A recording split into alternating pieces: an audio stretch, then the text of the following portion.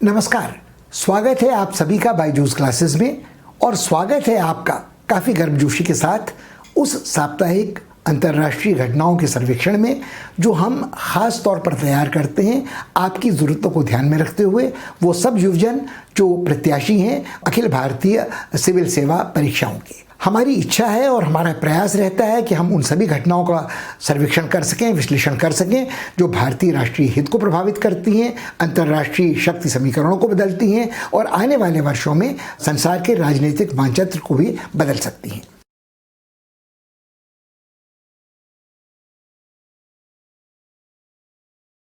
पिछले सप्ताह कुछ बहुत ही कुतूहल पैदा करने वाली घटनाएं हुई हैं, जिनमें से एक भारत चीन संबंधों के साथ जुड़ी है। रूस की राजधानी मॉस्को में भारत के विदेश मंत्री ने पहली बार आमने सामने मुलाकात की चीन के विदेश मंत्री के साथ। अब तक ये संपर्क फ़ोन पर वीडियो कॉन्फ्रेंसेस के द्वारा हो रहा था, मगर इस बार वो शारीरिक दूरी बनाए रखते हुए भी दोनों आमने सामने थे और प्रत्यक्ष बातचीत कर रहे थे। और ये वो स्तर है जो शिखर वार्ता से ठीक एक सोपान नीचे का है, शी जिनपिंग और मोदी के बीच का। इसके बीच जो वार्ताएं हो रही थीं स्थानीय स्तर पर सेना नायकों की, रक्षा मंत्री की, अपने समकक्ष व्यक्ति से राष्ट्रीय सुरक्षा सलाहकार की, उन सबसे इतर इसको महत्वपूर्ण इसलिए समझा जा रहा था कि जयशंकर अनेक बार अपने इस मत को दोहरा चुके हैं कि अंत में हर विवाद का निपटारा परामर्श और वार्ता से ही हो सकता है, इसका कोई विकल्प नहीं है। तो आशा ये की जा रही थी कि जो सीमा पर तनाव है वो इस वार्ता के बाद घटेगा और न सही कोई समझौता मगर एक तरह की सहमति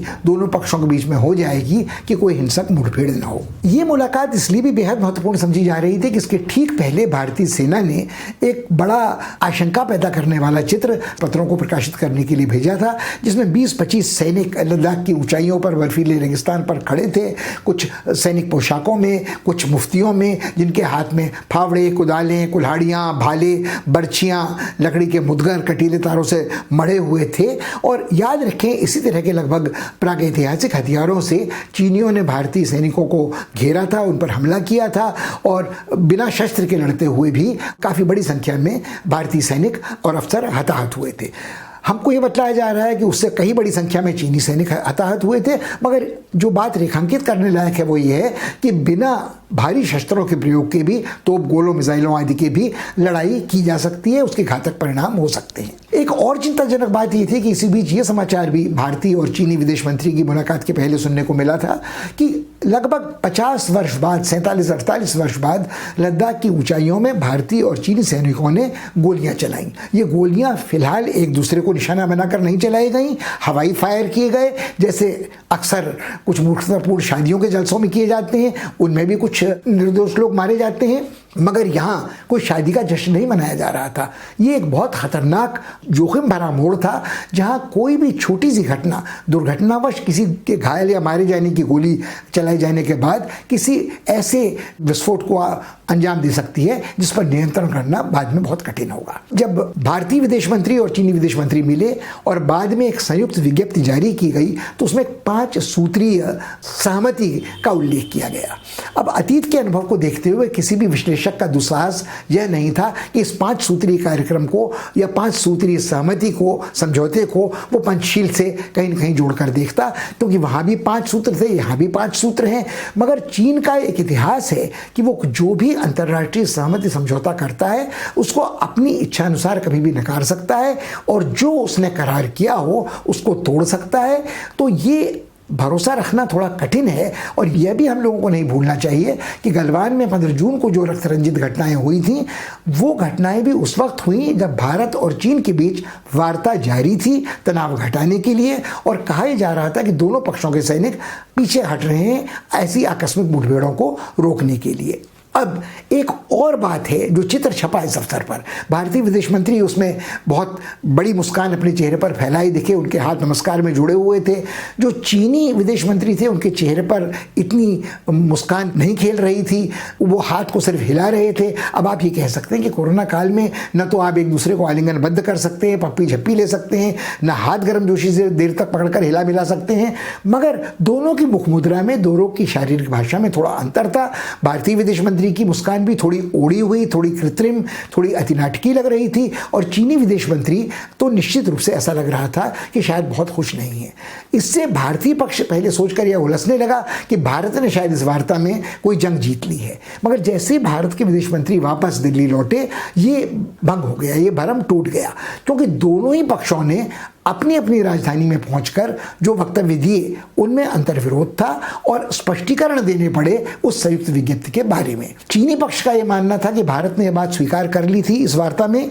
कि वह सीमा विवाद को एक हाशिए पर रखेगा और चीन के साथ जितने अन्य महत्वपूर्ण मुद्दों पर बातचीत होनी है वो अलग वार्ताओं के जरिए जारी रहेंगी, जिनमें वाणिज्य का व्यापार का मुद्दा हो सकता है, आतंकवाद के विरुद्ध लड़ाई का मुद्दा हो सकता है और अन्य सांस्कृतिक पक्ष टेक्नोलॉजी के आदान प्रदान के हो सकते हैं। मगर भारतीय पक्ष का तत्काल ये कहना था कि कहीं कुछ ऐसा उन्होंने स्वीकार नहीं किया है, हमारा यह हट बरकरार है कि सबसे पहले तनाव सीमा पर कटना चाहिए, इस तरह की हिंसक मुठभेड़ नहीं होनी चाहिए, वहां पर यथास्थिति बनाए रखनी चाहिए, तभी बात आगे बढ़ सकती है। अब जो कुछ विश्लेषक हैं उन्होंने इस बात पर आलोचना की है भारतीय विदेश मंत्री की कि शायद वो थोड़ी देर के लिए मोहग्रस्त हो गए थे, वो उनको इस बात पर सतर्क रहने की जरूरत थी कि चीनियों से जो कुछ भी सहमति हो रही थी वो संयुक्त विज्ञप्ति में दर्ज होती, लिखी जाती, ताकि अपनी अपनी तरह से उसका विश्लेषण करने की सहूलियत किसी भी पक्ष को नहीं रहती। ये बात इसलिए दोहराने लायक है कि चीन बारंबार ऐसा करता है, वो दूसरे के शब्दों को तोड़ मरोड़ कर या जो चीज़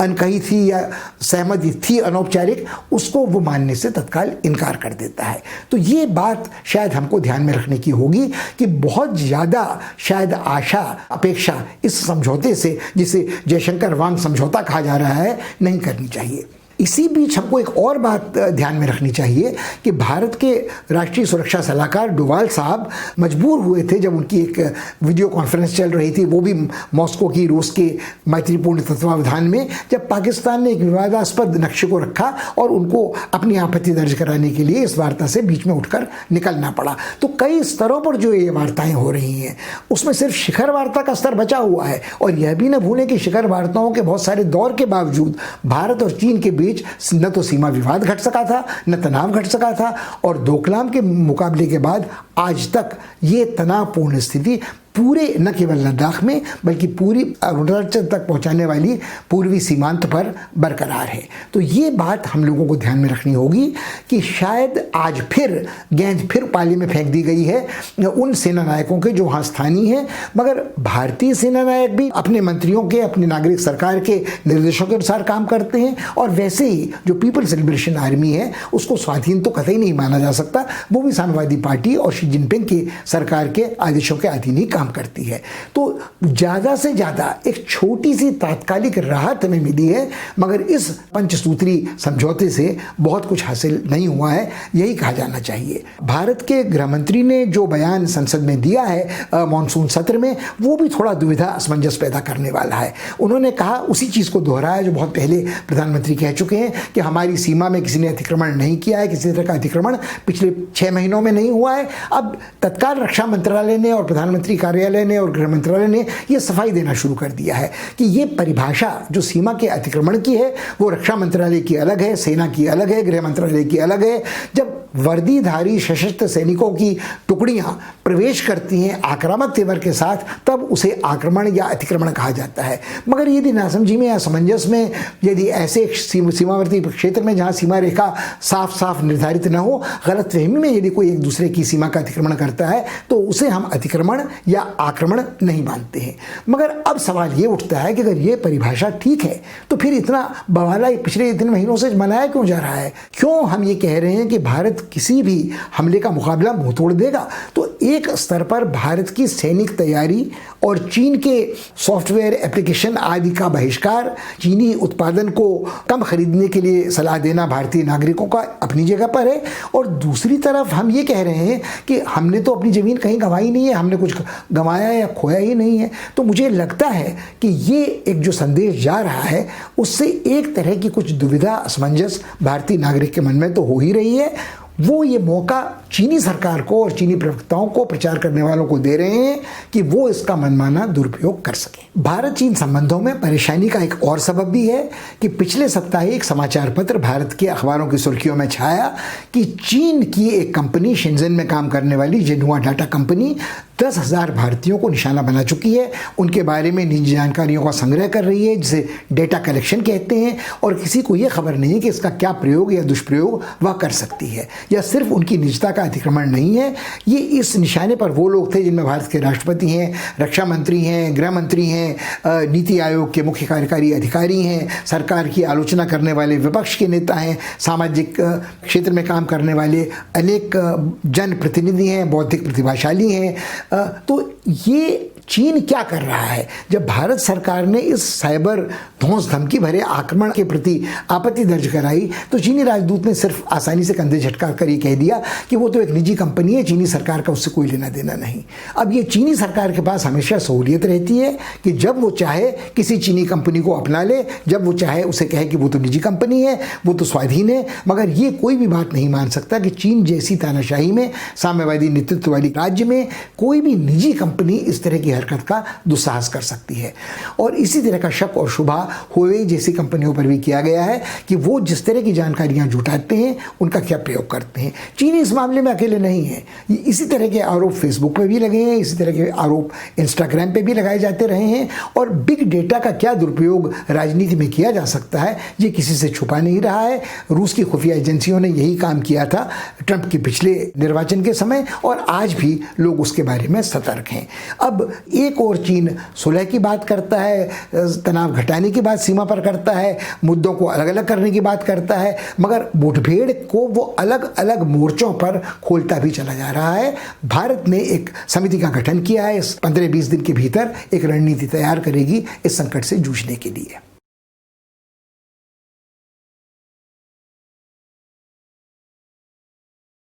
भारतीय राष्ट्रहित के संदर्भ में एक और महत्वपूर्ण घटना पिछले सप्ताह की दोहा में अफगान सरकार और तालिबान के बीच में वार्ताओं की शुरुआत थी। इस तरह की वार्ता के लिए बहुत समय से अमेरिका के राष्ट्रपति डोनाल्ड ट्रंप प्रयत्नशील थे। उनकी सबसे बड़ी ज़रूरत यह थी कि ये राष्ट्रपति चुनावों के पहले वो बचे खुचे अमेरिकी सैनिकों को अफगानिस्तान से निरापद निकाल कर घर वापस ले आएं, जिसको वो अपनी एक बड़ी राजनयिक जीत के रूप में प्रचारित कर सकें। ये काम ओबामा नहीं कर पाए थे, और यदि वो ऐसा करके दिखाते हैं तो निश्चित रूप से इसका फ़ायदा उन्हें अपने मतदाताओं से समर्थन प्राप्त करने में होगा, और शायद जो उनके कुछ विरोधी हैं वो भी इसकी आलोचना अधिक नहीं कर पाएंगे। मगर इस वार्ता से बहुत कुछ उम्मीद रखना शायद सार्थक नहीं है, क्योंकि यहाँ जो धड़े पहुँचे हैं उनके प्रतिनिधियों को देखते हुए इस बात को रेखांकित करना बड़ा आसान है कि ये पीढ़ीगत संघर्ष है। वहाँ तालिबान नेताओं में अनेक ऐसे कबायली नेता हैं जिनके पिता, जिनके चाचा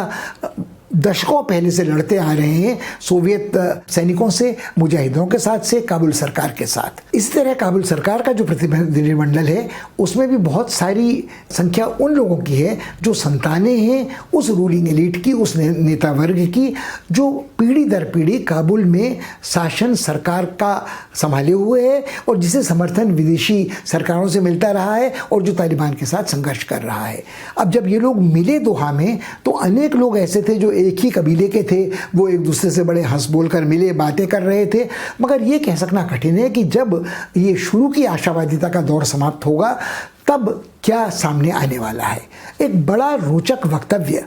एक तालिबान प्रवक्ता खैरुल्लाह खैरख्वाह ने दिया जिसका थोड़ा विस्तार से विश्लेषण करने की ज़रूरत है। जब उनसे कहा गया कि आप क्या अपने उन वादों का निर्वाह करेंगे जो आपने काबुल सरकार के साथ किए हैं, तो उन्होंने दो टूक कहा कि ये समझौता जिसके आधार पर दोहा में वार्ताएं शुरू हो रही हैं तालिबान के नेताओं ने अमेरिकी सरकार के साथ किया है। उन्होंने कोई समझौता, कोई करार काबुल सरकार के साथ नहीं किया है। तो एक बार जब वो काबुल में अपनी सरकार का गठन कर लेंगे तब वो तय करेंगे कि वो किस तरह से अपना क्या रिश्ता बनाए रखते हैं काबुल की वर्तमान सरकार के साथ। अमेरिकी पक्ष बहुत समय से बात कहता रहा है कि तालिबान में अच्छे तालिबान भी हैं और बुरे तालिबान भी हैं, मगर अच्छे और बुरे तालिबानों का फ़र्क अमेरिकन ही समझ सकते हैं। भारतीयों के लिए, दूसरों के लिए ये समझना हमेशा कठिन रहा है, दुविधा में डालने वाला रहा है। जहाँ तक तालिबान जमात का प्रश्न है, इस जहरीली पौध को बीजारोपण किया था अमेरिका की खुफिया एजेंसी CIA ने और पाकिस्तान की ISI ने इसमें निर्णायक भूमिका निभाई थी। और उसके बाद इस अस्त्र का प्रयोग किया गया था अफगानिस्तान से सोवियत सैनिकों ताकतों को खदेड़ने के लिए और बाद में उन मुजाहिदीनों को हराने के लिए जो तब सोवियत सेना के जाने के बाद काफ़ी भरभर उनका प्रशासन था, कट्टरपंथी इस्लामी थे जो काबुल में कब्जा किए बैठे हुए थे। मगर इस बात को भुलाना कठिन है कि अमेरिका को झक मार कर यह बात स्वीकार करनी पड़ी है कि तालिबान में शायद कुछ अच्छे तत्व भी हैं, क्योंकि आज ज़मीनी हकीकत यह है कि अफ़गानिस्तान की 70% ज़मीन पर जैसा खैर ख़्वाह ने रेखांकित किया तालिबान का कब्जा है और उनका ये दावा है कि इस पूरे इलाके में जहाँ अलग अलग क्षत्रप लड़ रहे हैं, जिन्हें वॉरलॉर्ड्स अंग्रेज़ी में कहते हैं, जिनकी छवि बड़ी खूंखार और संगठित अपराधी सरगना की है, वहाँ कानून का राज काबुल से बेहतर है, वहाँ की जनता अधिक शांत और सुरक्षित अपने को महसूस करती है। तो ये एक पक्ष है। दूसरा पक्ष जो उन्होंने कहा, उनसे जब ये सवाल पूछा गया कि जब तालिबान अफगानिस्तान में आएंगे तो महिलाओं का क्या होगा, महिलाओं का ये कहना था और काबुल सरकार के प्रतिनिधिमंडल में 4-5 महिलाएं हैं जिनका ये कहना था कि तालिबान से मुक्त होने के बाद काबुल की महिलाओं ने बड़ी तरक्की की है, उन्होंने वापस स्कूलों में जाना शुरू किया है, वो डॉक्टर और इंजीनियर के रूप में काम कर रही हैं। यदि तालिबान लौटेंगे तो उन्हें फिर पर्दानशीन बना दिया जाएगा, वो घर में गुलामी कर रही होंगी और उन्हें अनेक तरह के उत्पीड़नों का सामना करना पड़ेगा। खैर ख्वाह ने दो टूक ये बात कही कि आखिर अमेरिका और पश्चिमी यूरोप के देश जो अपने को मानवाधिकारों का हितैषी समझते हैं, क्यों ये हट करते हैं कि दुनिया में सब जगह महिलाओं को उसी तरह की स्वतंत्रता, उच्छृंखल व्यवहार की मिलनी चाहिए जिस तरह की अमेरिकी समाज में है, जहाँ विवाह विच्छेद होते हैं, दोबारा विवाह होते हैं और महिलाएं अपने को बिल्कुल पुरुष का समकक्ष समझती हैं। उनका कहना था कि यह हर समाज का अधिकार है कि वो अपने पारंपरिक मूल्यों के अनुसार महिलाओं के साथ समानता का, सामाजिक न्याय का व्यवहार करे। अब यहाँ एक पेचीदगी शुरू होती है जब आप इस तर्क को स्वीकार करते हैं कि अलग अलग समाजों की अलग अलग परंपराएं हैं, ऐतिहासिक विरासतें हैं, अलग अलग मूल्य हैं विभिन्न धर्मों के, तो उसमें जो नारी मुक्ति का मुद्दा है वो बहुत बुरी तरह से उलझ जाता है। मगर कहीं ना कहीं खैरख्वाह का यह तर्क दमदार है। जब खैरख्वाह से यह कहा गया कि आपके प्रतिनिधिमंडल में आखिर महिलाएं क्यों नहीं हैं, तो उन्होंने पलटकर जवाब दिया कि अमेरिका में 25 से अधिक राष्ट्रपति हो चुके हैं, आज तक वहाँ महिला राष्ट्रपति क्यों नहीं हुआ है। मगर ये समस्या अपनी जगह पर बनी रहेगी, क्योंकि तीसरा जो मुद्दा खैरख्वाह ने उठाया था वो कम चिंताजनक नहीं है। उन्होंने कहा था कि अफ़गानिस्तान में तालिबान की जो सरकार बनेगी वो शरीयत का कानून लागू करेगी, वह एक इस्लामी राज्य होगा, वो महिलाओं का अधिकार हो या दंड संहिता हो वो शरीयत के अनुसार होगी। अब ये पक्ष जहाँ तक भारत है उसके लिए मुसीबत खड़ी कर सकता है कि जितने धर्म राज्य हैं, वो पाकिस्तान हो या मलेशिया पर उसका प्रभाव हो, सऊदी अरब हो या इजराइल का गैर इस्लामी धर्म राज्य हो, यदि हर धर्म राज्य अपने अनुसार अपने कानून को परिभाषित करेगा तो अंतर्राष्ट्रीय परिभाषा मानवाधिकारों की, महिलाओं की समता की कहीं ना कहीं निश्चित रूप से उसकी क्षति इससे होगी। मगर आप इस तर्क को नहीं दे सकते कि जहाँ की जनता बहुसंख्यक है वो सब इस्लाम के अनुयायी हैं, यदि वो जानकर अपने समाज को, अपने राज्य को इस्लामी सांचे में ढालना चाहते हैं तो इसमें बाहर का कोई हस्तक्षेप हो सकता है। इन सब बातों को ध्यान में रखना हमारे लिए इसलिए ज़रूरी है कि जिस तरह अमेरिका ने इस समझौते पर सब कुछ दांव पे लगा रखा था, भारत सरकार ने अमेरिकी सलाह को मानते हुए अमेरिका की प्रेरणा के साथ वर्तमान काबुल सरकार पर बहुत सारा दांव लगा रखा था, राजनयिक अपनी साख, और आज एकाएक इस नाटकीय घटनाक्रम से उसे लगता है कि उसे अब अपना पैंतरा बदलना पड़ेगा, अपनी रणनीति बदलनी पड़ेगी। वह भी भाग ले रहा है वर्चुअल बैठकों के जरिए इस वार्ता में, मगर उसकी कोई प्रमुख भूमिका होने वाली नहीं है। यहाँ जो कुछ भी वार्ता में तय होगा या नहीं तय होगा, किसी नाटकीय सफलता की उम्मीद हमें नहीं करनी चाहिए। शतरंज की इस बिसात पे हो सकता है देर तक जारी रहने वाली एक जिछी चलती रहे, मगर ये वार्ता चलेगी तालिबानों में, तालिबानों के विभिन्न गुटों के बीच में और काबुल सरकार के प्रतिनिधियों के बीच में। काबुल सरकार को यह तय करना होगा अब कि वह कैसे अपने अस्तित्व को बचाए रखती है, कैसे वो सैनिक और आर्थिक समर्थन प्राप्त करती है बाहरी सरकारों से, या फिर एक बार हम देखेंगे कि वहाँ की जो मान्यता प्राप्त सरकार थी उसका विलय होगा, उसके नेता विदेशों में शरण लेंगे और तालिबान एक बार फिर काबिज होगा काबुल में। और जब काबिज होगा और उसकी सरकार बनेगी तो उसके क्या रिश्ते पाकिस्तान के साथ रहेंगे, पाकिस्तान की खुफिया एजेंसियों के साथ रहेंगे, सेना के साथ रहेंगे, और उनके इशारों पर क्या उसके संबंध भारत के साथ बन या बिगड़ सकते हैं।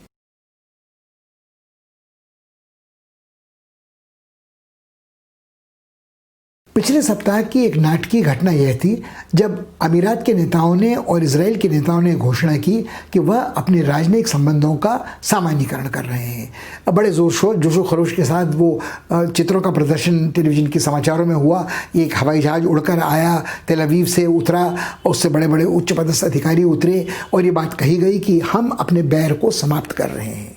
अब ये जो उपलब्धि थी, नाटकीय राजनयिक उपलब्धि, इसके बारे में एक उल्लेखनीय बात तो यह है कि बड़े समय से डोनाल्ड ट्रंप के दामाद कुशनर साहब इसके लिए प्रयासशील थे। वही कुशनर साहब जिनकी आलोचना इस बात के लिए होती रही है कि वो सिर्फ भाई भतीजावाद के कारण, वो भ्रष्टाचार के कारण राष्ट्रपति के सलाहकार बन सके हैं और राजनयिक भूमिका निभा रहे हैं। मगर यदि ये घटनाक्रम सामने आता है तो राष्ट्रपति ट्रंप को इस बात का कुछ न कुछ श्रेय मिलता है कि उनके दामाद ने अपनी व्यक्तिगत दोस्ती का फायदा उठाते हुए अमीरात के नेताओं के साथ और इजराइल के नेताओं के साथ एक तरह से गतिरोध को रोका है।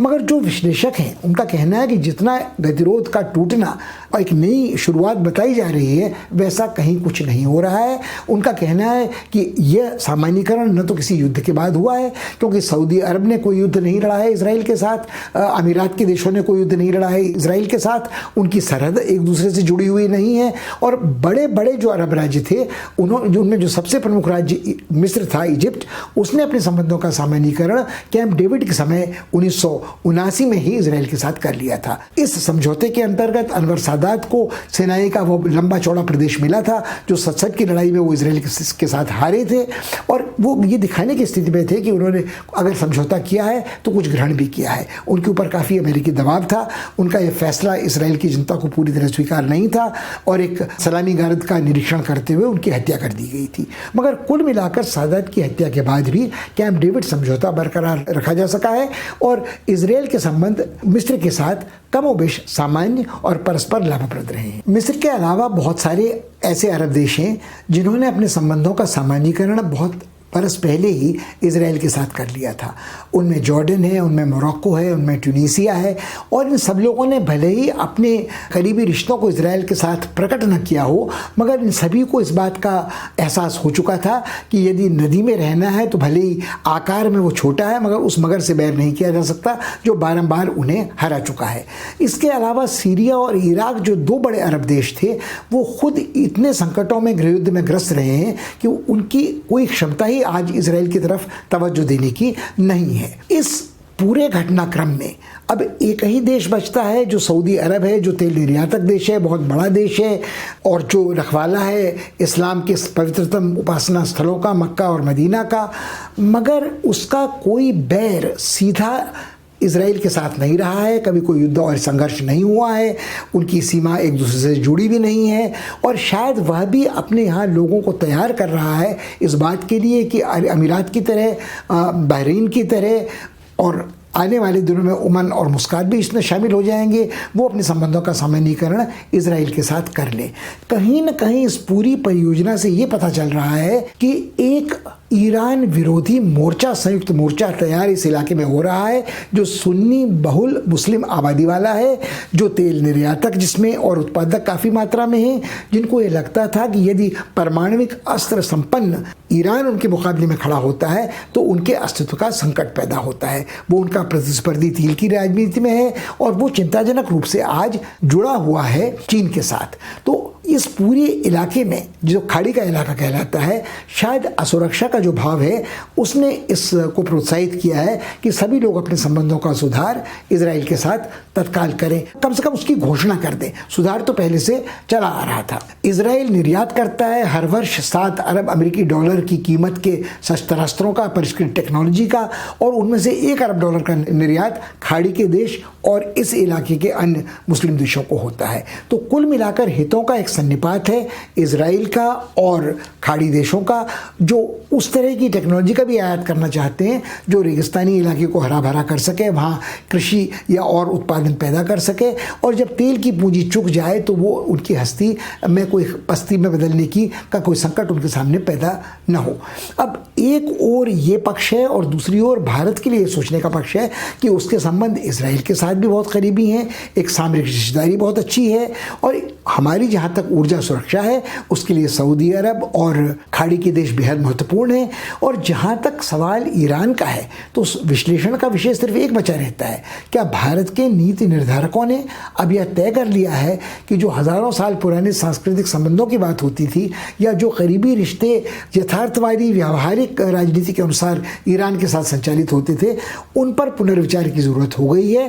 क्योंकि ईरान ने अपने को चीनी खेमे में बिल्कुल स्पष्ट रूप से प्रतिष्ठित कर लिया है और वो जुड़ गया है उस तिकड़ी में पाकिस्तान, चीन और ईरान वाली, जिसके हितों का टकराव भारत के सामरिक हितों के साथ है। और पाकिस्तान के संबंधों में एक थोड़ा बिगाड़ तनाव हाल के दिनों में देखने को मिला है उसके रिश्तों में सऊदी अरब के साथ। एक और बात विचारणीय है कि खाड़ी में जो ये मानचित्र बदलता नजर आ रहा है तो उसका क्या व्यापक परिप्रेक्ष्य में प्रभाव पड़ेगा पूरी पश्चिम एशिया की राजनीति में, जिसे मिडल ईस्ट कहा जाता है, जिसको प्रभावित करने की कोशिश टर्की भी करता है, जिसको प्रभावित करने की कोशिश अपने अपने तरीके से यूरोपीय देश भी करते हैं ऊर्जा सुरक्षा के कारणों से। तो क्या इसका कोई असर मगरब पे और कहीं पड़ेगा, ये सोचने लायक होगा। उसे खाड़ी की राजनीति कहिए या मध्य पूर्व की राजनीति, उसका एक पक्ष और है जो उस गुत्थी को बहुत बुरी तरह उलझाता है, वह है फिलिस्तीनियों का। फिलिस्तीनियों ने स्पष्ट शब्दों में घोषणा की है कि ये अरबों ने उनके साथ विश्वासघात किया है, जो उनके समर्थक बनते थे,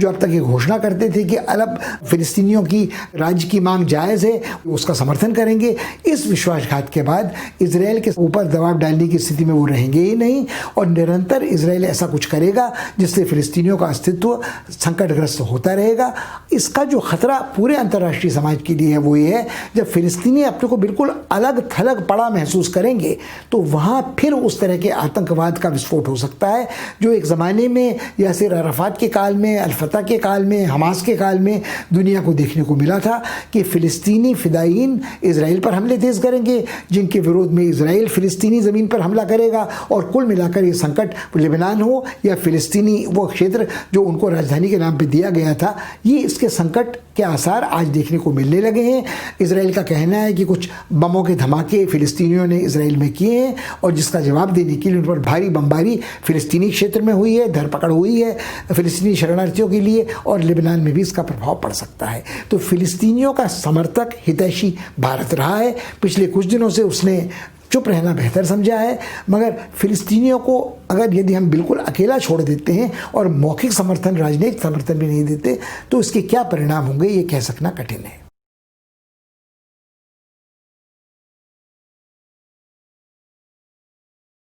ब्रिटेन के प्रधानमंत्री बोरिस जॉनसन इस बात पर आमादा नजर आते हैं कि वो किसी भी कीमत पर यूरोपियन यूनियन से बाहर निकल जाएंगे। जो ब्रेक्सिट कहते हैं नाम से कहा जाता है संकट, उसको वो निरंतर बढ़ाते चले जा रहे हैं। हाल ही में उन्होंने ये घोषणा की है कि उन्होंने जो कुछ भी प्रस्ताव यूरोपियन समुदाय के सामने रखे थे, जो छद्म प्रस्ताव थे, जो जाली प्रस्ताव थे, जो समय टालने के लिए, समय बिताने के लिए सब सामने रखे गए थे, जैसा कि यूरोपीय समुदाय के प्रतिनिधियों का कहना था, उनके अस्वीकार होने के बाद उन्होंने कहा है कि वो उस समझौते को भी स्वीकार नहीं करेंगे जो उन्होंने संक्रमण काल के लिए स्वीकार किया था कि यदि कोई समझौता नहीं होता तो ब्रेक्सिट के बाद संपर्कों को यथावत कमोबेश बनाए रखने के लिए क्या कुछ किया जा सकता है। आयरिश बैकस्टॉप का क्या होगा, उत्तरी आयरलैंड और दक्षिणी आयरलैंड आयरिश गणराज्य के बीच की जो सीमा होगी वो कितनी कोमल, कितनी कठोर होगी और किस तरह के शुल्क लगेंगे स्कॉटलैंड और वेल्स पहुंचने वाली सामग्री पे जो यूरोप से आएगी, जो आवागमन यूरोप और यूरोपीय समुदाय के देशों और ब्रिटेन के बीच में, यूनाइटेड किंगडम के बीच होगा, उस पर किस तरह के प्रतिबंध लगेंगे, जो सागर के नीचे टनल चलती है, सुरंग चलती है, उसका क्या होगा, जो प्रामाणिक कसौटियां हैं दवाइयों की, खान पान के सामग्री की, जिन्हें फाइटोसैनिटरी स्टैंडर्ड्स कहते हैं, जो विधि की व्यवस्था है मानवीय अधिकारों की या अन्य विवादों के निपटारे की, उसका क्या होगा। उनका कहना है वो सब इसको अस्वीकार कर 31 दिसंबर को निश्चित रूप से यूरोपीय समुदाय से बाहर निकल जाएंगे। उनकी अपनी पार्टी में बड़े नेताओं ने उनकी आलोचना की है। उनके मंत्रिमंडल के 2 वरिष्ठ सदस्यों ने इस्तीफा दे दिया है, जिनमें स्कॉटलैंड से पर देखरेख करने वाले एडवोकेट जनरल हैं, एक उनके कानूनी सलाहकार हैं। और लोगों का कहना है यदि ब्रिटेन ऐसा करता है तो वो किसी भी संप्रभु राज्य के दिए करारों को अस्वीकार करने के बाद एक संप्रभु सरकार की विश्वसनीयता पर एक बड़ा सवालिया निशान लगा देता है। ये आलोचना जब हम करते हैं किसी ऐसे देश की जो चुनौती देता है अंतर्राष्ट्रीय कानून को, वो चीन हो या इस्लामी राज्य हो, तो हम कहते हैं, उनका तर्क ये होता है कि इस अंतर्राष्ट्रीय कानून को बनाने में, इसके विकास में उनकी कोई भूमिका भूमिका नहीं रही है। ब्रिटेन को ये कहने की सहूलियत नहीं है। अंतर्राष्ट्रीय कानून का जो विकास हुआ है उसमें ब्रिटेन ने प्रमुख भूमिका निभाई है, बल्कि यहाँ तक कह सकते हैं कि पश्चिमी कानून की जो अवधारणा है उसमें इंग्लैंड के कानून ने एक प्रमुख भूमिका निभाई है। तो इंग्लैंड का चुनौती देना अंतर्राष्ट्रीय कानून की परंपराओं को या संधियों को बहुत गलत है। अंतर्राष्ट्रीय कानून का एक प्रमुख सिद्धांत है पैक्टा सुंट सर्वेंडा, जिसका लैटिन भाषा से अनुवाद आसानी से ये होता है कि संधियां हमेशा जारी रहनी चाहिए। यदि किसी भी संधि या अंतर्राष्ट्रीय करार को आप ठुकराते हैं तो आप उस नींव को ही कमज़ोर करते हैं जिस पर अंतर्राष्ट्रीय कानून टिका है। यदि आज ब्रिटेन अपने उस करार को ठुकराता है, नकारता है जो उसने यूरोपियन समुदाय के साथ किया था एक अंतरिम समझौते के रूप में, कि यदि कोई समझौता नहीं भी होता है तो कुछ व्यवस्थाएं जारी रहेंगी कुछ काल तक, तो फिर ब्रिटेन किस समझौते को कब ठुकराएगा इसका भरोसा कोई देश नहीं कर सकता है। अब इसी बीच एक और घटना हुई है कि विश्व व्यापार संगठन ने, उसकी एक समिति ने आलोचना की है अमेरिका की कि संयुक्त राज्य अमेरिका ने जो आर्थिक प्रतिबंध लगाए हैं जनवादी चीन पर अपने वाणिज्य युद्ध के दौरान वो गैरकानूनी हैं, अंतर्राष्ट्रीय कानून की मान्यता के विपरीत हैं, और जो अंतर्राष्ट्रीय व्यापार का ढांचा खांचा सांचा तैयार किया है विश्व व्यापार संगठन ने उसको चुनौती देने वाले हैं। मगर आज विश्व व्यापार संगठन की स्थिति एक ऐसे श्वान की सी है जो भौंक सकता है मगर काट नहीं सकता। कुछ लोगों का मानना है कि वो तो भौंक भी नहीं सकता, सिर्फ रिरिया सकता है, और कमोबेश यही बात होती है लागू ब्रिटेन के उस उच्छृंखल आचरण पर कि यदि ब्रिटेन वैसा करता है जैसा करने की चेतावनी या धमकी बोरिस जॉनसन दे रहे हैं तो फिर अंतर्राष्ट्रीय कानून को लागू करना और देशों के विरुद्ध और भी कठिन हो जाएगा, चाहे वो पुतिन के उल्लंघन मानवाधिकारों के अपने राजनीतिक विपक्षियों के रूस में हो या चीन का अतिक्रमण या आक्रमण विस्तारवाद दक्षिण चीनी सागर में हो। यदि जो अंतर्राष्ट्रीय कानून सागर जलराशि पर लगता है, जो अंतर्राष्ट्रीय कानून राजनीतिक परंपराओं का मानवाधिकारों का है, वह भी उसी अंतर्राष्ट्रीय कानून का हिस्सा है जिसका उल्लंघन करने की चुनौती इस समय बोरिस जॉनसन दे रहे हैं।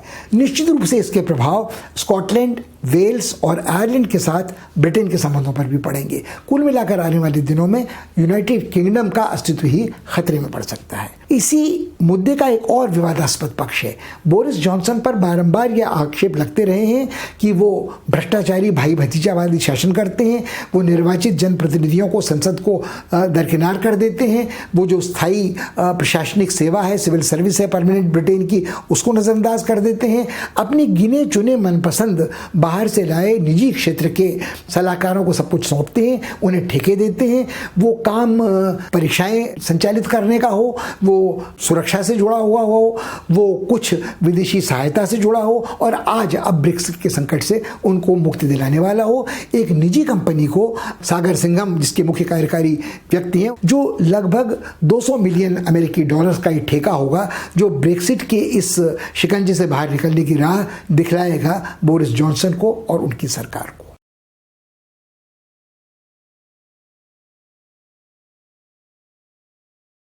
हाल के दिनों में दुनिया का ध्यान अटका रहा है कोरोना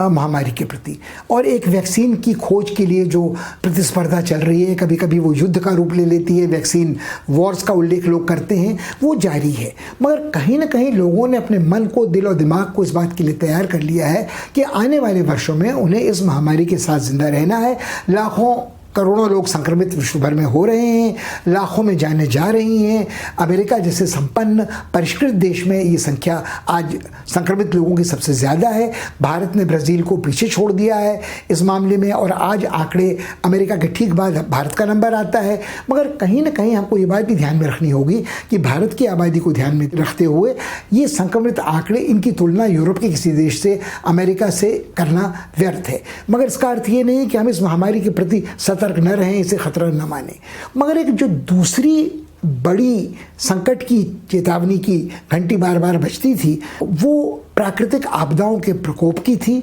जो मौसम के बदलाव की थी, क्लाइमेट चेंज की थी, धरती के तपने से पैदा हुई थी, जिसको ट्रंप कहते थे कि इसका विज्ञान अंधविश्वास है, झूठ है, अमेरिका को पीछे रखने के लिए फैलाया गया है एक साजिश के तौर पर। आज जब उत्तरी अमेरिका पर धू कर जंगल जल रहे हैं, करोड़ों एकड़ हेक्टेयर जंगल समाप्त हो चुका है, राख में बदल चुका है, वहाँ मरने वालों की संख्या 40 से ऊपर पहुँच चुकी है। अब कुछ लोग ये सवाल उठा सकते हैं कि 40 का आंकड़ा बहुत बड़ा नहीं है। जहाँ एशिया में, अफ्रीका में मरने वालों की संख्या प्राकृतिक आपदाओं से हज़ारों में पहुँचती है और कई बार लाखों में लोग महामारी की चपेट में आते हैं, तो वहाँ 40 का आंकड़ा हमें बहुत चिंताजनक नहीं लगता। मगर आप अमेरिका के परिवेश को देखते हुए अगर सोचें तो जो संपन्न कैलिफोर्निया का प्रदेश है, जो वैज्ञानिक तर्क संगत वहाँ रहने वालों का प्रदेश है, जहाँ उदार मनोवृत्ति के लोग रहते हैं, जो हठी नस्लवादी मानसिकता से ग्रस्त नहीं है, वहाँ यदि इस तरह की घटनाएं होती हैं तो हमें ये मानने के लिए मजबूर होना पड़ता है कि कहीं ना कहीं कोई ऐसा संकट है जो मानव के नियंत्रण के बाहर है। अमेरिका के पास हेलीकॉप्टर है, रसायन है आग पर काबू पाने के लिए, मगर जो लोग मारे गए हैं उनमें वो नौजवान लोग हैं जो अपने घर से बाहर निकलकर अपनी कार पर बैठकर निकल नहीं पाए। जब अग्निशामक सेवा के पुकार लगा रहे थे कि भागो भागो भागो आग पहुंच रही है, तो कुछ ही सेकंड में वो आग की लपटें उन कस्बों तक पहुंची। किसी की आबादी 5000 थी, किसी की आबादी 10,000 थी, जहां पूरे के पूरे कस्बे राख के ढेर में बदल गए। स्कूल हो, प्रशासनिक मेयर का दफ्तर हो या कोई छोटा मोटा संग्रहालय हो, बाजार या शॉपिंग मॉल्स हो, इससे जो प्रदूषण पैदा हुआ है, जो काले धुएं की चादर फैली है, उसने न केवल अमेरिका में वायु के स्तर को गिराया है, उसको जहरीला बनाया है, बल्कि ये बादल एक और प्रशांत में लहराते हुए सिंगापुर तक पहुंच चुके हैं और दूसरी ओर यूरोप तक के लिए प्रदूषण का कारण बन रहे हैं। ओबामा जैसे लोगों ने ऐसे चित्रों को अपनी पोस्ट में लगाया है सामाजिक माध्यमों की, जिससे पता चले कि अमेरिका में ये आग की लपटों के कारण आसमान हमेशा नारंगी ही दिखलाई देता है और धुएं से कितना नुकसान हो रहा है और इससे श्वास जनित रोग कितनी तेजी से बिगड़ सकते हैं। और जो भरपाई आर्थिक नुकसान की है वो अपनी जगह पर है, मगर यदि श्वास के रोग बढ़ते हैं, प्रदूषण बढ़ता है, तो पहले से कोरोना महामारी की चपेट में आए लोगों के फिर से सेहतमंद होने की संभावनाएं कम होंगी, उनके मरने की संभावनाएं ज़्यादा होंगी। आज भी ट्रंप इस बात को नकारते हैं कि इसका विज्ञान से कोई लेना देना है। उनका कहना है वैज्ञानिकों को पता नहीं, ये तो एक ईश्वर का क्रोध है। मगर किस स्तर पर ईश्वर का क्रोध अंधविश्वास में बदलता है, विज्ञान विरोधी बनता है, ये ट्रंप अपने आचरण से बार बार दिखलाते हैं। निश्चित रूप से उन्होंने यह आरोप भी लगाया था कि यह आग धरती के तपने से नहीं लगी है, हर साल होती है, इस मौसम में ऐसा होता है, मगर आग का ऐसा प्रकोप पहले नहीं था, वो मौसम के बदलने के कारण ही हुआ है और इसको नकारना उनको चुनाव में अब फायदेमंद नहीं हो सकता है। न केवल जंगलों की आग, बल्कि यदि आप देखें तो अलाबामा में एक समुद्री तूफान आया जो बहुत ज़बरदस्त तूफान नहीं था, वो दर्जा 2 का तूफान था, मगर उसके बाद भी लहरें शहर में घुस आईं और प्रदेश में बाढ़ की सी स्थिति आ गई, बिजली के खंभे टूट गए, सार्वजनिक जीवन तहस नहस हो गया। और इस तरह की प्राकृतिक आपदा, वो तूफान हो, समुद्री तूफान हो, बाढ़ हो या जंगल की आग हो, जब इनका सन्निपात होता है कोरोना महामारी के साथ, तो उस पर नियंत्रण पाना बड़ा कठिन होता है। और कहीं ना कहीं हमको ये बात सोचने के लिए मजबूर होना पड़ता है कि कुछ ऐसे सार्वभौमिक मुद्दे हैं जिनमें हमारे संकीर्ण राष्ट्रीय हित हम कितना ही निरापद रखने की कोशिश करें, हमको सुरक्षित नहीं रख सकते जब तक हम एक सामूहिक सर्वसहमति से उस चुनौती का सामना करने के लिए रणनीति तैयार न करें।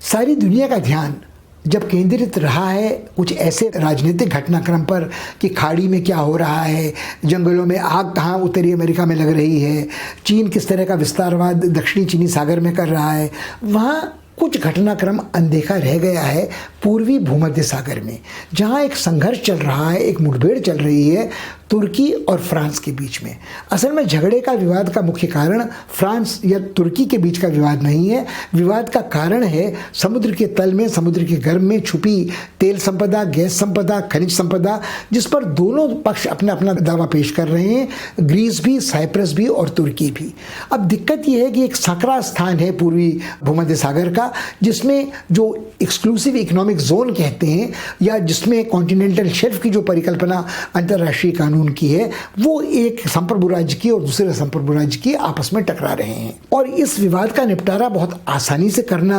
वार्तालाप के द्वारा संभव नहीं है, क्योंकि जो जीता वही सिकंदर वाली बात है। जो संसाधन पर कब्जा कर लेगा वो उसको भुना सकता है अपने पक्ष में, और अन्य राज्य जो इस ऊर्जा संपदा से लाभान्वित होते हैं, जिनकी ऊर्जा सुरक्षा के लिए ये महत्वपूर्ण है, उस पक्ष को अपना समर्थन देंगे। ये मुठभेड़ तुर्की और फ्रांस की एक से अधिक मोर्चों पर हो रही है। कुछ समय पहले पश्चिमी पश्चिमोत्तरी छोर पर अफ्रीका के लीबिया की तेल संपदा को लेकर फ्रांस और तुर्की एक दूसरे के आमने सामने मुठभेड़ की मुद्रा में खड़े थे। वहाँ जब फ्रांस ने एक छोटा जंगी जहाज भेजा तो उसके मुकाबले में तुर्की ने अपना बड़ा जंगी जहाज भेजा और फ्रांसीसी बेड़े को पीछे हटना पड़ा। मगर आज पूर्वी भूमध्य सागर में ये हुआ है कि जब ग्रीस और साइप्रस के समर्थन में फ्रांस ने एक बड़ा जंगी पोत भेजा तो जो अन्वेषक पोत तुर्की ने भेजा था तेल संपदा की खोज के लिए इस क्षेत्र में, उसने वो फिलहाल पीछे हटा लिया है। मगर तुर्की का, अर्दोगान का आज तर्क ये है कि इस क्षेत्र में किसी विदेशी यूरोपीय शक्ति को एक नव औपनिवेशवादी शक्ति के रूप में,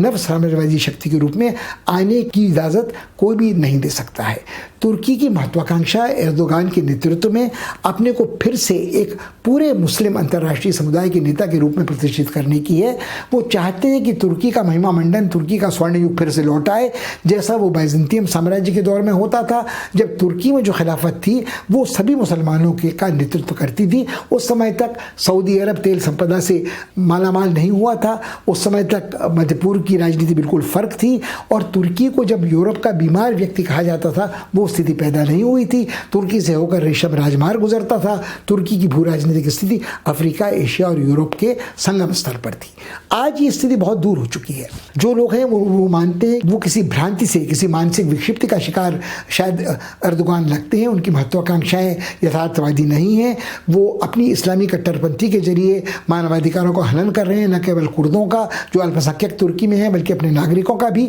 और वो भी अपनी तरह से एक इस्लामी निजाम लाने की कोशिश तुर्की में कर रहे हैं। अब जो सबसे बड़ी गुत्थी है वो ये है कि तुर्की आज भी नाटो का सदस्य है, जो एक अमेरिकी सैन्य संगठन है। इसी सैनिक सैन्य संगठन के सदस्य फ्रांस और जर्मनी भी हैं। तो एक स्तर पर यह टकराव नाटो सैनिक संगठन के दो सदस्यों के बीच भी है, फ्रांस और तुर्की के बीच, और तुर्की पर अंकुश लगाने का कोई प्रयास या कोई सामर्थ्य, कोई क्षमता आज अमेरिका की नज़र नहीं आती है। तुर्की अपने पक्ष में समर्थन जुटाने की कोशिश कर रहा है, अरब जगत में भी, फ्रांस को नवनिवेशवादी घोषित करते हुए भी और अंतर्राष्ट्रीय कानून की दुहाई देते हुए भी, जो continental shelf, eastern exclusive economic zone और सागर तल की संपदा के बारे में उसके दावे को पुष्ट करता है। अब तुर्की के साथ भारत के संबंध पारंपरिक, सांस्कृतिक बहुत महत्वपूर्ण रहे हैं, मगर जब से एर्दोगान का शासन तुर्की में स्थापित हुआ है, तुर्की की पक्षधरता पाकिस्तान के प्रति बिल्कुल स्पष्ट झलकती रही है। और ये एक संघर्ष इस्लामी जगत के नेतृत्व के लिए जो है बड़े दिलचस्प मोड़ पर खड़ा है कि एक ओर सऊदी अरब और खाड़ी देश हैं और दूसरी ओर तुर्की है। ईरान कहीं छिटक कर चीन के साथ जा चुका है, मगर भारत के लिए सऊदी अरब, खाड़ी देश कहीं अधिक महत्वपूर्ण है मगरब के अन्य अरब देश तुर्की की तुलना में आज।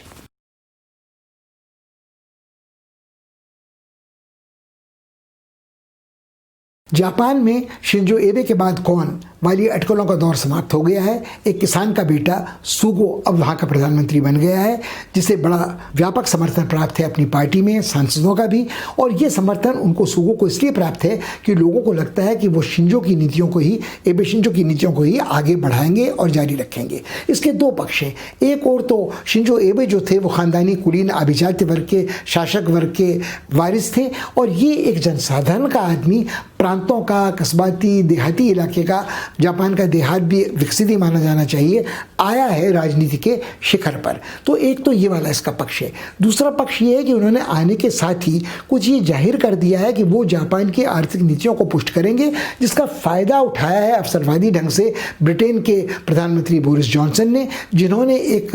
वाणिज्य समझौते पर हस्ताक्षर किए हैं जापान के साथ। और उन्हें ये नुमाइश का मौका मिला है कि यदि जापान उनका आर्थिक साझेदार बनने को तैयार है तो उन्हें ब्रेक्सिट में यूरोपीय समुदाय से बाहर निकलने के बाद भी कोई नुकसान नहीं होगा। अब ये सोचने की बात है कि ब्रिटेन और जापान के बीच की दूरी कितनी बड़ी है, कितना पारस्परिक लाभप्रद व्यापार इन दोनों देशों के बीच में हो सकता है। मगर शिंजो एबे के बाद सुगो ने अपनी आर्थिक नीतियों को कम से कम गतिशील बनाए रखने का प्रयास किया है और लगता है कि आने वाले दिनों में यही कुछ हमको देखने को मिलेगा जापान के दक्षिण पूर्व एशियाई आसियान देशों के साथ संबंधों में, संभवतः दक्षिण कोरिया के साथ और भारत के साथ। तो एक तरह से जो चीन के खिलाफ ये आर्थिक वाणिज्य के क्षेत्र की मोर्चाबंदी है वो हमको पूरी तरह से सुस्पष्ट उसकी रूपरेखा नजर आएगी। यहीं समाप्त करते हैं इस सप्ताह का अंतर्राष्ट्रीय सर्वेक्षण, उस घटनाक्रम का जो आपके लिए उपयोगी होगा, आपके लिए रुचिकर रहा होगा, हम ये सोचते हैं प्रतियोगी परीक्षाओं के संदर्भ में।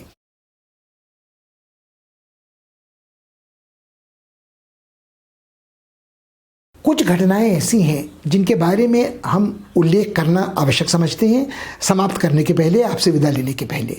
एक समाचार सुनने को मिला था पिछले सप्ताह, जब लाखों शिया लोग आंदोलनकारी कराची की सड़कों पर उतर आए थे। शिया एक ऐसा अल्पसंख्यक समुदाय है जो प्रताड़ित उत्पीड़ित होता रहा है सुन्नी बहुसंख्यक वर्ग के द्वारा पाकिस्तान में, और वो अपने को लगभग विधर्मी ही मानता है। अपने को विधर्मी नहीं मानता, उसे लगता है कि पाकिस्तान का शासक वर्ग, पंजाबी सुन्नी बहुल संप्रदाय, उन्हें विधर्मी ही मानता है। अब ये एक दोहरी उत्पीड़न की मार उनके ऊपर पड़ती है। एक तो वो सिंधी हैं, पंजाबी नहीं हैं, और प्रादेशिक भेदभाव के अलावा उनके विरुद्ध अगर ये सांप्रदायिक भेदभाव भी बढ़ता जाता है तो वो कभी न कभी विद्रोह अपनाने को मजबूर होते हैं। ये एक संकट पैदा हो रहा है पाकिस्तानी प्रधानमंत्री इमरान खान के लिए, मगर हम ये नहीं चाहते कि पाकिस्तान के संकट बढ़ें। यदि पाकिस्तान के संकट निरंतर बढ़ते हैं तो उसका ध्यान फिर अपनी असफलताओं से अपनी जनता को विमुख करने के लिए भारत के साथ बैर को बढ़ाने वाला होगा। हमारी कामना है कि पाकिस्तान शांत सुव्यवस्थित रहे, वहाँ कानून का राज बना रहे, वहाँ विस्फोटक उपद्रवी न हो, और कुल मिलाकर पाकिस्तान अपनी समस्याओं के शांतिपूर्ण समाधान में जुटा रहे, और उसे देर सवेर ये समझ आए कि भारत के साथ संबंधों में सामान्यीकरण दोनों देशों के हित में है। अंत में एक छोटी सलाह हम आपको देना चाहते हैं, जो PDF फाइल अपलोड होती है इन सर्वेक्षणों के साथ, उनको आप अलग से देखें, जहां नक्शे भी सुलभ हैं, आंकड़े भी सुलभ हैं, कुछ नोट्स भी वहां आपकी सहूलियत के लिए सुलभ हैं। मगर ये बात गांठ बांध लें कि प्रतियोगी परीक्षाओं में कुछ न कुछ मौलिक तत्व उत्तर में होना चाहिए। यदि उसी सामग्री का उपयोग सब लोग करते हैं तो सबके अंक आगे पीछे आखिर कैसे हो सकते हैं। हमारी सलाह आपको यह है कि आप इन कार्यक्रमों को एक बार में न देखें, छोटे छोटे टुकड़ों में देखें और इसके साथ जुड़ी सामग्री, पूरक सामग्री का प्रयोग करें। अभी इतना ही, अगले सप्ताह आपसे फिर मुलाकात होगी। नमस्कार।